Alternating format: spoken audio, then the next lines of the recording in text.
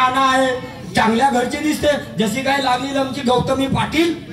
हा, आणि हिच्या अंगावरचा सोना कदाचित मा हातात लागला तर कोणा 40-50 रुपयाच्या कानखोराचा धंदा करल जी. त्यामुळे कान तर खोरून मागतात दुसरा काही खोरून मागतात मला. आणि हा सोना नाना भेटला तर पूर्ण सोनारा जवळ येतो आणि याटो घेतो ना सवाऱ्याचा धंदा मारीन. पटवून तर पाहतो, जमली तर ठीक, कोकण फिट झाली तर फरक टाकतो. बाई बाई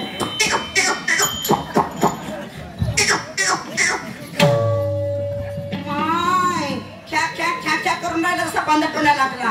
बंद टोंड्या नाही, हे आमची नागपूरवाल्याची पद्धत आहे. म्हणजे नागपुरातले लोक असेच करून असेच म्हणजे तुझे जर बाई म्हणलो आणि तू राखीच्या दिवशी टाटी घेऊन माझ्या घरी आलीस तर कोकच्या 100 रुपये काढून देईन तुला. एवढी रिकामी नाही बसली मी तुझ्या घरी आला. बरं नसत रिकाम मी का म्हणून राहिलो, मी सकाळपासून आपल्या धंद्यावर निघलो कानसफाईच्या. त्या बस स्टँड पासून हर चौकात तू मला दिसून राहिलीस. काय रस्ता गिस्ता किंवा रिश्तेदाराच्या घर तर नाही भटकलीस.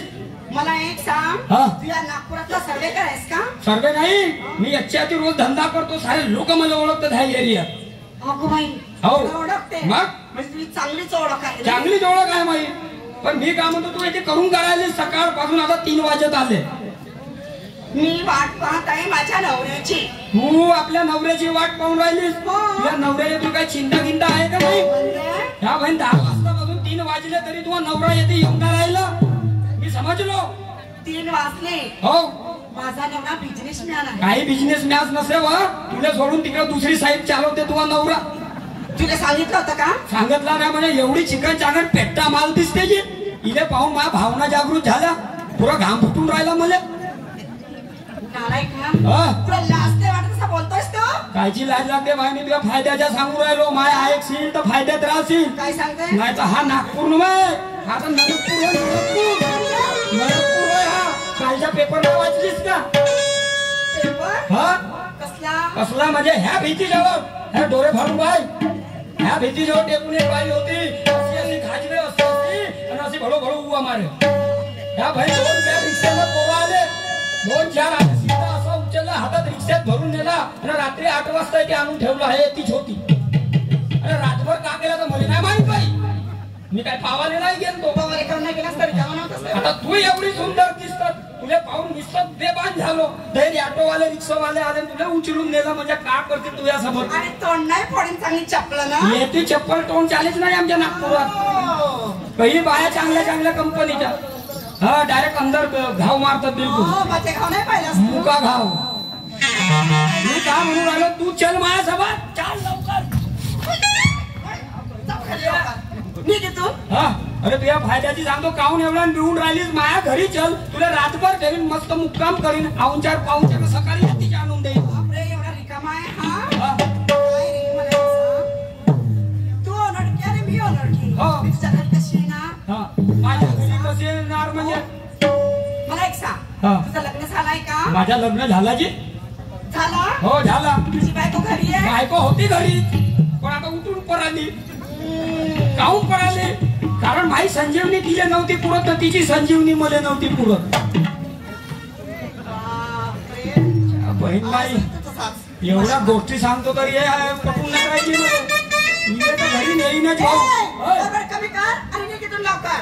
असं का? तू नाही येस का? बरं नाही येस तर नाही येस. मला 2 शब्द तर आहेत फक्त. कि तू बन जाएगी मेरी तो मैं बनूंगा तेरा. कि तू बन जाएगी मेरी तो मैं बनूंगा तेरा. अरे तू सम्मा है मेरी, मैं ऊपर वाला. ऐसा भटकना अच्छा नहीं है गोरी, तू भांग में सिंदूर भर ले. अरे मेरे जैसे का हाथ पकड़ ले और शादी मुझसे कर ले.